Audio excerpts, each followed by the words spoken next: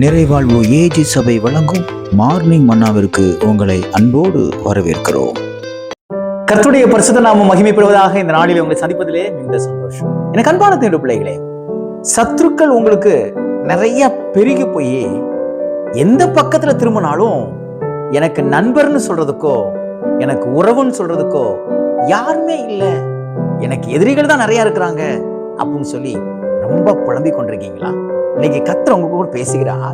சங்கீதங்கள் புஸ்தகம் 23ஆம் அதிகாரம் 5வது வார்த்தை இப்படியாக சொல்கிறது, என் சத்துருக்களுக்கு முன்பாக எனக்கு ஒரு பந்தியை ஆயத்தப்படுத்தி. இன்னைக்கு கர்த்தர் யார் உங்களுக்கு சத்துருவா இருக்கிறாங்களோ, யார் உங்களுக்கு விரோதமா இருக்கிறாங்களோ, யார் உங்களுக்கு விரோதமான காரியங்களை செய்கிறாங்களோ அவங்களுக்கு முன்பாக உங்க தலையை கர்த்தர் உயர்த்துவார். விசுவாசிக்கிறீங்களா? உங்களை கர்த்தர் அவர்களுக்கு முன்பாக மேன்மைப்படுத்துவார். இதுவரையிலும் நீங்க சிறுமைப்படுத்தப்பட்டிருக்கலாம். அநேக நேரங்கள்ல சத்துருக்கு முன்பாக நீங்க அவமானப்படுத்தப்பட்டிருக்கலாம். அநேக காரியங்களை நீங்க யோசிக்கும் பொழுது அவங்களுக்கு முன்னாடி நீங்க நிறைய நேரம் அழுகக்கூடிய ஒரு நிலை வந்திருக்கலாம். ஆனால் கர்த்தர் இன்றைக்கு உங்களை பார்த்து சொல்கிறார், நான் அவர்களுக்கு முன்பாக தலையை உயர்த்துவேன். என்னென்ன நல்ல பெயர்களாம் உண்டோ, எப்படியெல்லாம் உனக்கு ஒரு நல்ல ஒரு புகழாரம் கொண்டு வர வேண்டுமோ அப்படி கொண்டு வருவேன் என்று கர்த்தர் சொல்லுகிறார். அதை தாவீதுக்கு கர்த்தர் செஞ்சார். சொன்னபடியே அவர் செய்தார். தாவீது சவுலை பார்த்து ஓடிக்கிட்டே இருக்கிறான். சத்ருவை பார்த்து ஓடிக்கிட்டே இருக்கிறான். இது சவுல் சும்மா இல்லைங்க, சாதாரண ஆள் கிடையாதுங்க. சாதாரண ஆள் கிடையாது, தந்திரமான ஆளு. இந்த தாவீதை கூடுறதுக்கு பல எத்தனமான காரியத்தெல்லாம் செய்யறான்.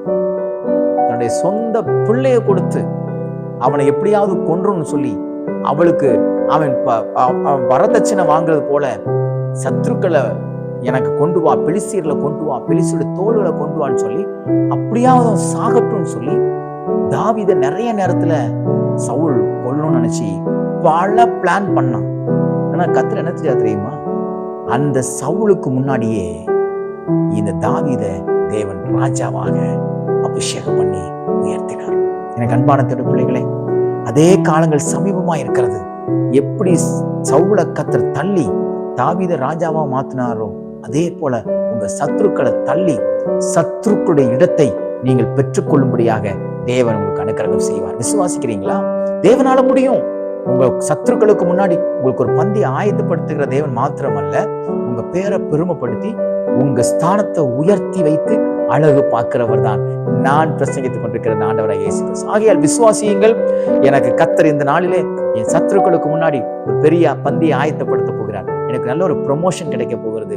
இவ்வளவு நாளும் டீப் ப்ரொமோஷன் இருந்தேன், இதிலிருந்து கர்த்தர் எனக்கு நல்ல ஒரு ப்ரொமோஷன் கொடுக்க போகிறார் என்று விசுவாசத்தோடு எதிர்பார்த்து கொண்டிருங்கள். இந்த நாள் உங்கள் தலையை கர்த்தர் உயர்த்துகிற நாளாய், உங்கள் பெயரை பெருமைப்படுத்துகிற நாளாக தேவன் மாற்றிக் கொடுப்பாராக. God bless you.